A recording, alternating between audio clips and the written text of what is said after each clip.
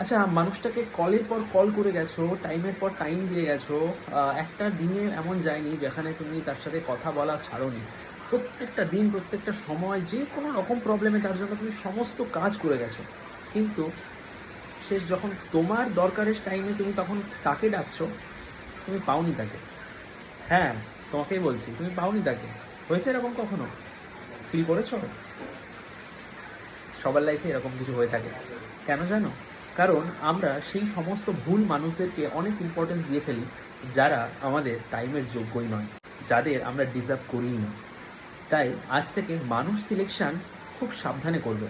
একটা ভালো মানুষ যেমন তোমার লাইফটাকে শুধরে দিতে পারে, তেমনই একটা খারাপ মানুষ কিন্তু তোমার লাইফটাকে যথেষ্ট অধঃপতনে নিয়ে যেতে পারে। আজ থেকে বি অ্যাওয়ার অফ দ্যাট। সেই সমস্ত মানুষদের থেকে দূরে থাকো যারা তোমার ক্ষেত্রে টক্সিক, যারা তোমার টাইমকে ভ্যালু দেয় না, যারা ইচ্ছা করে তোমাকে ইগনোর করে মজা পায়।